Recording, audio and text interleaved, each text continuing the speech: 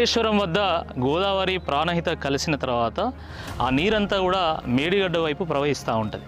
మేడిగడ్డ దగ్గర లక్ష్మీ బ్యారేజ్ని కట్టడం జరిగింది. దానికంటే ముందే కన్నెపల్లి వద్ద ఒక లక్ష్మీ పంప్ హౌస్ను నిర్మాణం చేయడం జరిగింది.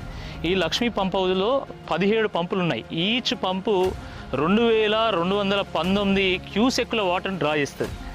40 మెగావాట్ల కెపాసిటీ కలిగినటువంటి పంపు ఈచ్ పంపు. అంటే మొత్తం 17 పంపులు 680 మెగావాట్ల కెపాసిటీతో మొత్తము పర్ డే 3 TMC వాటర్ని డ్రా చేసి ఈ పైపుల ద్వారా ఈ కాలువలో నీటిని పోస్తాయి.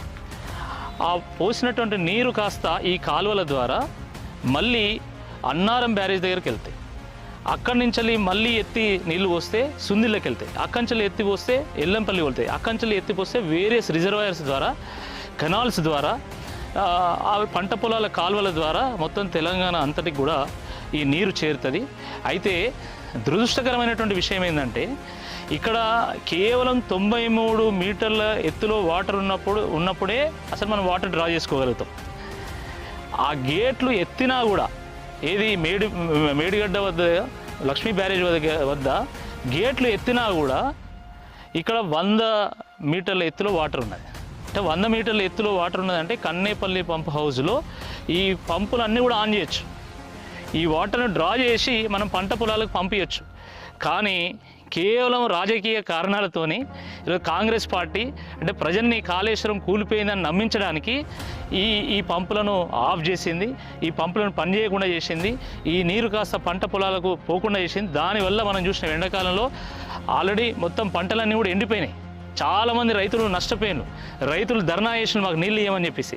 అంటే ఒక బీడు పడ్డటువంటి తెలంగాణను పచ్చబడడానికి కేసీఆర్ గారు కాళేశ్వరం కడితే ఆ పచ్చబడ్డ తెలంగాణను కేవలం రాజకీయ కారణాలతోనే ఈరోజు బీడు పడేయడానికి కాంగ్రెస్ పార్టీ కంకణం కట్టుకొని మరి ఈ పంప్ హౌజులన్నింటినీ కూడా నిర్వీర్యం చేసేటువంటి ఒక ప్రయత్నం చేస్తూ ఉంది. మనం చూడొచ్చు. మనం ముందు ప్రాణహిత గోదావరి కలిసిన త్రివేణి సంగమం చూసినాం. అక్కడ నుండి మనము మేడిగడ్డకు పోతుంటే ఎక్కడి నుండి అయితే మనం సర్జిపూల్ ఉంటుందో ఆ సర్జిపూల్ నుండి మనం వాటర్ చేస్తాం, అది కూడా చూసినాం. పంప్ హౌస్ చూసినాం. దాని తర్వాత ఆ పంప్ హౌస్ నుండి వాటర్ పోయేటువంటి కెనాల్ కూడా మనం చూస్తున్నాం. సో ఈ రకంగా కాంగ్రెస్ పార్టీ ఈరోజు మళ్ళీ రైతులకు కరువును తీసుకొచ్చి, కన్నీళ్లు తీసుకొచ్చి, కష్టాలు తీసుకొచ్చేటువంటి ప్రయత్నం చేసింది. కేసీఆర్ గారు ఎంత అద్భుతమైనటువంటి ప్రాజెక్ట్ నిర్మాణం చేసిందంటే ఎండాకాలం కూడా ఈ కన్నేపల్లి పంప్ హౌస్ నుంచి మనం వాటర్ డ్రా చేసుకోగలుగుతాం. పర్ డే 1 TMC ఈజీగా డ్రా చేయగలుగుతాం. ఈవెన్ ఫిబ్రవరిలో అంటే ఎండాకాలం ప్రారంభమైన తర్వాత కూడా మనం ఇక్కడ వాటర్ డ్రా చేసుకొని మనం అసలు తెలంగాణలో కరువు అనేది లేకుండా ఎండాకాలం కూడా చెరువులు మత్తలు పడే విధంగా, పచ్చని పంట పొలాలను చూసే విధంగా మనం ఇదంతా కూడా చేయొచ్చు.